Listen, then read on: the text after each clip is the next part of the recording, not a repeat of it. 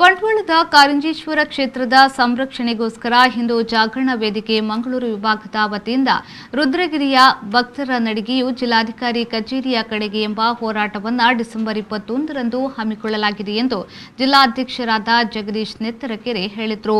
ಅವರು ಮಂಗಳೂರಿನ ಪ್ರೆಸ್ ಕ್ಲಬ್ನಲ್ಲಿ ಸುದ್ದಿಗೋಷ್ಠಿ ನಡೆಸಿ ಮಾತನಾಡಿದರು.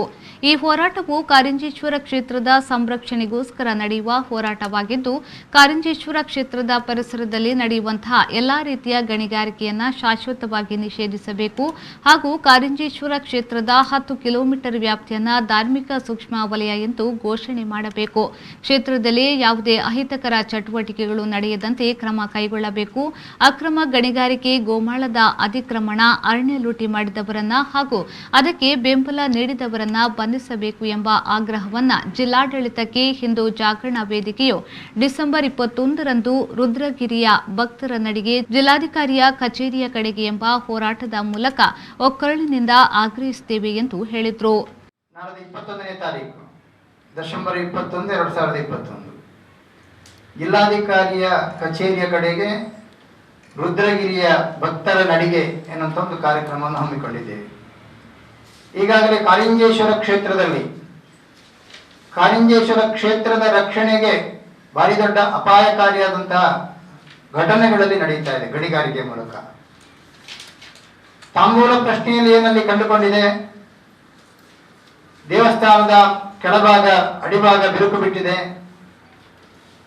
ಶಿವ ಕೋಪಗೊಂಡಿದ್ದಾನೆ, ಶಿವನ ಸಾನ್ನಿಧ್ಯ ಕಡಿಮೆಯಾಗಿದೆ, ದೇವ ಕಲೆ ಅದು ಕಳಕೊಂಡಿದೆ.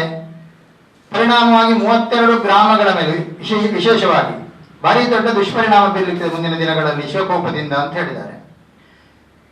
ದೇವಸ್ಥಾನಗಳಿಗೆ ವಿಶೇಷವಾಗಿ ಏನಂತ ಹೇಳಿದ್ರೆ ಉಳಿದೆಲ್ಲ ಕಡೆಗಳಿಗೆ ಬೇರೆ ಬೇರೆ ಸಂಗತಿಗಳಿದೆ. ದೇವಸ್ಥಾನಗಳಿಗೆ ಅಷ್ಟಮಂಗಲ ಪ್ರಶ್ನೆ, ತಾಂಬೂಲ ಪ್ರಶ್ನೆ, ಅಲ್ಲಿಂದ ಏನು ಚಿಂತಕರು ಸಲಹೆ ಕೊಡ್ತಾರೆ ಆ ಪ್ರಕಾರವೇ ಹೋಗ್ಬೇಕದು.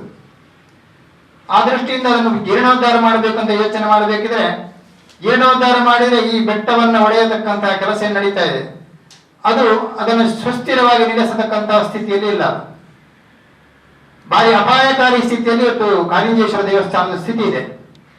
ಆದ ಕಾರಣ ಅಲ್ಲಿ ಸಂಪೂರ್ಣವಾಗಿ ಗಣಿಗಾರಿಕೆಯನ್ನು ನಿಷೇಧ ಮಾಡಬೇಕು.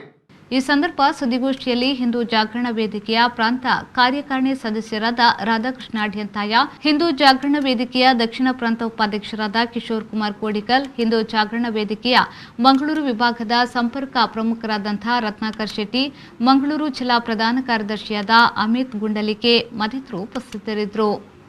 ವಿಕೆ furniture and electronics, our third mega showroom now at Kallapu, Tokkottu.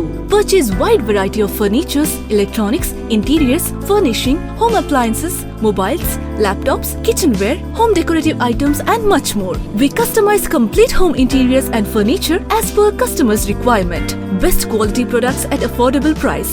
Best price guaranteed. Free home delivery and easy EMI facility available. Our branches: Yeyadi, Tokkottu, Lady Hill.